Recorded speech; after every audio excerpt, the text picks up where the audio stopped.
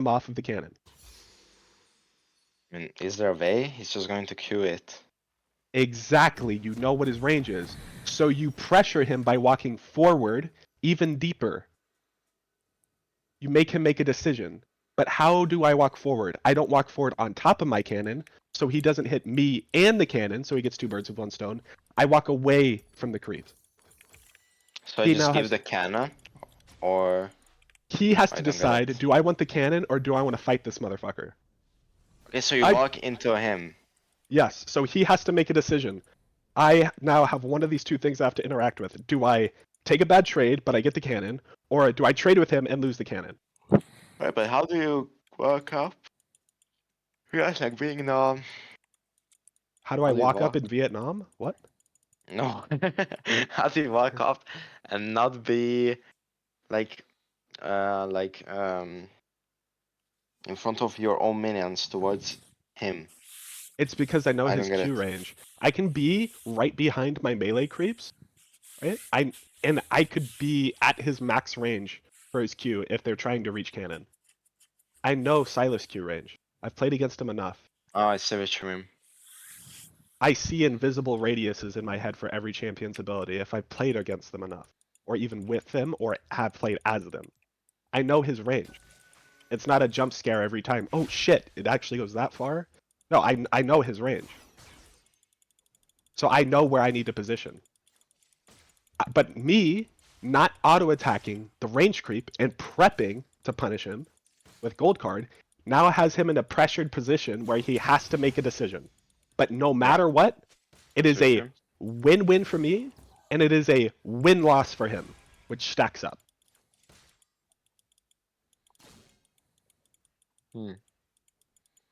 But what you do is you go up and you wait for the cannon to get low. You auto-attack the range creep before you pull out your card. You stand on the cannon creep, get hit by Silas Q, and then you accidentally gold card a range creep and run away. That's what you do. That's literally you. That's if I could perfectly re-example this as Twisted Fate and Silas, that's exactly what you would have done. That makes it's funny, right? Because it makes sense, and like that's exactly what you did. So now you know, and you have a visual of it in your head, what not to do from now on. Okay, so like, let's break it down to this iteration. So he's So going like, for these creeps, right? And yes. you have no minions that are low. These minions are not going to get low ever. He has minion advantage, so his minions are going to win out versus yours, and yours are already unhealthy. They're never going to get low unless if you start softening them. Are you going to be able to soften them in time with your DPS? Obviously not. You don't have Berserker Greaves. It's not happening. You've played Nico enough to know that that's not happening unless you drop your whole kit on that melee creep. So, you have to make a decision. Do I pressure him on these minions by walking to the side of my minions? And as he goes for something, then I throw my skill shot to make it a higher percentage skill shot? Or do I fuck around and figure out if I could get both? Alright, Fuck so like, around and find out. so it's like, here, I shouldn't, like, this auto attack is completely troll. Yeah. I just like walk up here somewhere so I don't get hit by his Q and Q him. I think it's way too late now. Dude, I think I should have started like earlier. Let's hit this, walk up instantly. No? Now you walked it. No, it's not too late. Look at how far away he has to go. He's still in Q range. He's in Q range. Q him. You have Comet. Like, This it's is gonna not be up Q as range. it's not Q range right now, but as he, you know what happens when he Qs? He self CCs. He slows. He slows. So you're How telling much? me that if you weren't self CCing yourself by Eing and auto attacking this creep for 1 second, you wouldn't have gotten a range to Q him? Hmm. You can't convince me. I'm 100% I'm not correct trying here. to. Okay, like you would have gotten into range, 100%. That's true. So this is happening multiple times, And this is going to make you an infinitely better player if you get rid of this. Make a decision and play off of it. I'm going to show you a video. And it's not like a whole video. I'm going to show you like a part of a video. And please don't tell me, "Oh, but I want you." No. Stay here and you're going to watch this.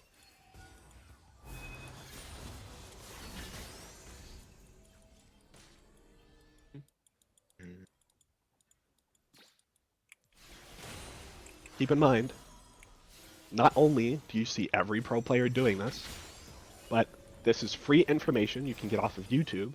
You're paying for the MLA. You can get free information off of YouTube quite often. And this is completely free, and this is something I watched in my first season playing the game. You see my screen? Yeah. You see the video, it's not screen sharing paint still. Yeah, I guess it. I watched this video. You Good. told me to watch it, and I did. So, he's pressuring Swain off of this creep. Look at, there's no reason for him to soften here. As you can see, right? There's literally no reason to soften these creeps. So, he's going to threaten with a card.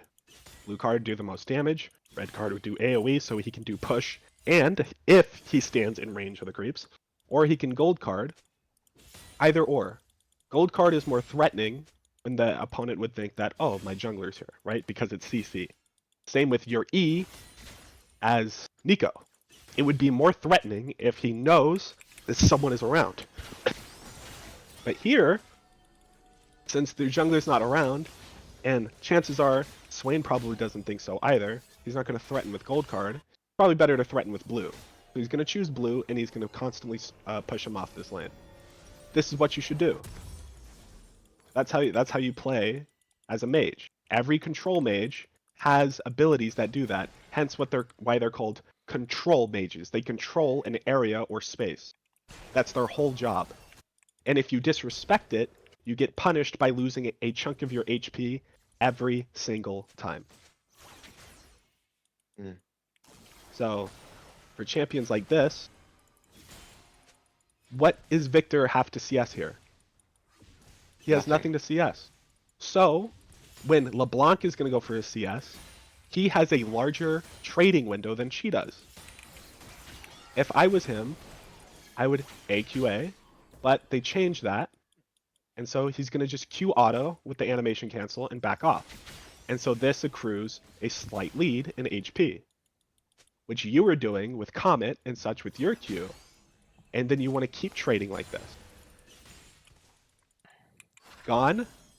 She's going for a range creep. He has nothing else to go for. He stays in his max range. As she goes for a creep, he Qs, she backs off to not take the auto, but she takes the Q at least. That's a win. She has to CS, he has nothing to CS. What if the enemy is longer range than me? Can I still do this? Chances are if your enemy is longer range than you, right? That ability is a really high CD, and there's no CDs in the game for extremely long range abilities that aren't high CD. So, you can bait and dodge. Right? That's very simple. You can bait and dodge, and we see that all the time.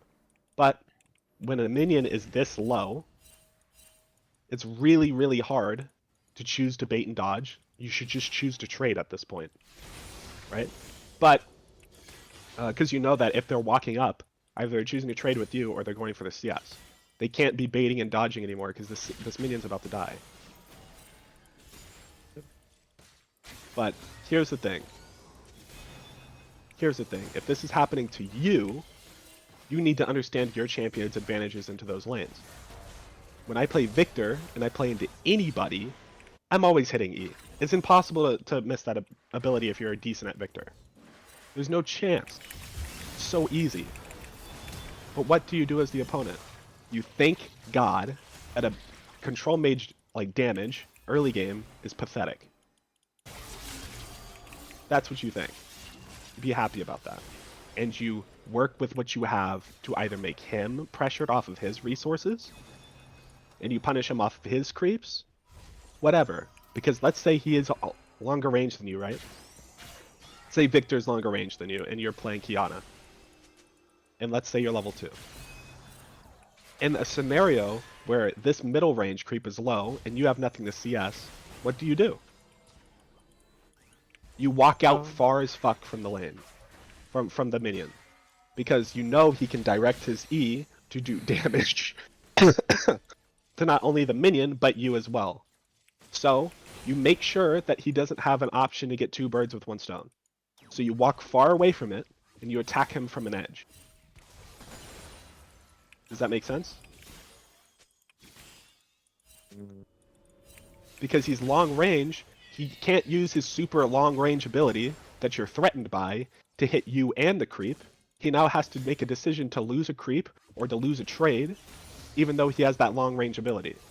Because of the angle you're coming from. Does that make sense? It does, I just didn't understand your example. So I understand what you mean, but can you say the example again? yes. So right here, this middle range creep is what I he's don't going see to. your mouse.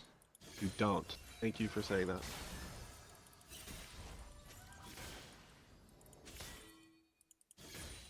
Right here Now I do. is the middle range creep, and Victor is going to want to take this creep over time, right? Yes? What is the something that he can do to not only take the creep, but hit you at the same time? Use E. Am I the LeBlanc? You're the LeBlanc here. Yes, he would use his E. How can you make it so that he can't use his E to get both the creep and you? He outranges you, by the way. So how would you do this?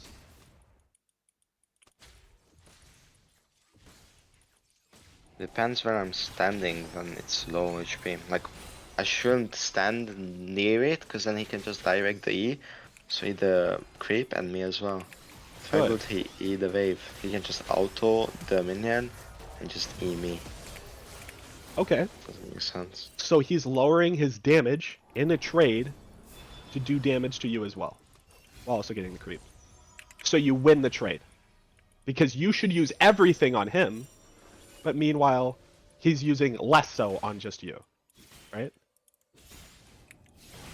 So if he's going to do that, you should be able to auto Sigil of Malice, which is LeBlanc Q, into Distortion, which is LeBlanc W, auto attack him again, in the time span that he was able to auto Q, maybe ease you on your way out, but you can dodge that because you're very far out at a weird angle that he's not positioned for as well. Does that make sense? Yeah. I Good. understand. So no matter what, it's a win-loss for him, but a win-win for you because you're initiating it with the highest priority on taking the full trade. Meanwhile, he is doing what I call 50-50ing. He's half all in for the trade, half all in for the creep. You can't half. You can't. Over time, you keep doing that, you're going to end up with lower resources than your opponent, and you're going to get shoved out of the lane. Does that make sense? Yeah. I see what you mean. Now imagine all of this on top of somebody taking biscuits and the other person doesn't have biscuits. It gets really bad for the person that doesn't have biscuits, right? Yes. You had biscuits this game. Forest didn't, yet your biscuit stayed in your inventory. Either you need to switch runes or you need to get used to using it while playing slow. Because there's no way that he can pressure you in the lane like that. It's more so he wasn't pressuring you, you were just fucking up so bad that he gained pressure each time. So I guess I shouldn't say that, so that's what was happening. But so as long as you understand this now, that's what you should be applying in your games. And this, I'm gonna resend you the link to this, because now that you're actually playing control mages, this is infinitely more important for you to pay attention to and to apply to your games. And when you watch this, I want you to watch every single pro player or anybody that you idolize or want to study. Watch them do this, and it is a auto process in their brain. It's subconscious. It's not even something that they think about. They just trade like this. If And you that's want to something- watch that, Chove is the only person that does that reliably. Or even well. There's a lot of people that do it well. Even more so than Chovy. Top laners do it better than anybody else. This I'm is not gonna something watch top laners. that's fine.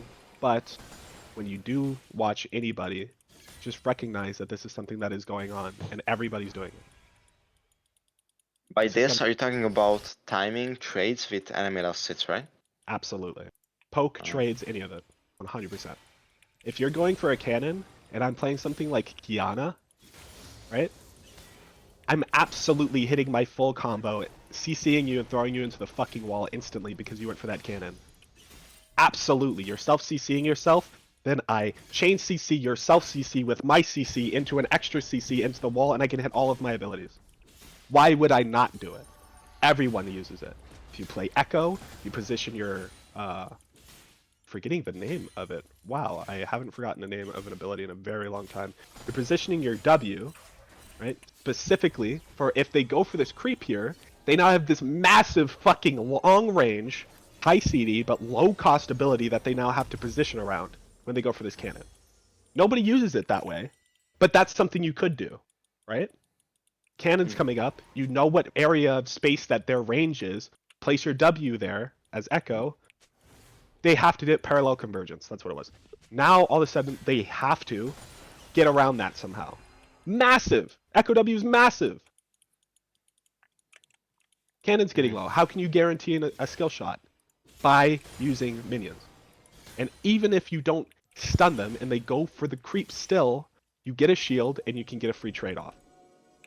Maybe not free doesn't exist, but you can get a better trade-off and they will lose the trade. 100% of it. Unless the champion's OP in it, they're playing Cassandra. Does this make sense? Yeah, it does. I know this concept, but it's like so hard to apply. It's Which hard to I'm apply. trying. It's hard to apply until you apply it. You can't do it until you play a game with the focus of doing it. I recommend you go on a Smurf and you focus on that. Very easy Alright. when you're in game and your whole focus is that, and then over time you're gonna apply it naturally. Okay, back to your screen share. No, don't continue. I'm already overwhelmed and I have to go sleep now. I'm 8 minutes late either way. Alright, I'll give you Already. this out once, but the next time you ask for a VOD review, you do the whole VOD with me. Otherwise, I'm not VOD reviewing with you. Deal? Alrighty. Okay. Thanks. Because if I'm able to identify this within the first 10 minutes, imagine what 30 minutes is. Like, my brain would get fried. At least, although your brain's being Maybe. fried, you would be exposed to things. You want to fry your muscles when you exercise. Your brain is a muscle. Fry it. Actually, that is a myth. We're not actually muscle breakdown, and it's muscle tension that's actually important. He's not... Oh, you're wrong halfway through that, by the way, but... Yeah, I'll I give didn't know you what the it was sake of the called, arg- but it is right. I am correct, so get fucked. I'll give you half of it. The other half's wrong, but fucked, for the sake get of the fucked. argument, good night side. Alright. Thanks again. I love you all. Love you too, bro. See you. Peace. Don't get Kill yourself, PM too Marcus. thick. What the fuck? I was uncalled for. That was Damn. really uncalled for.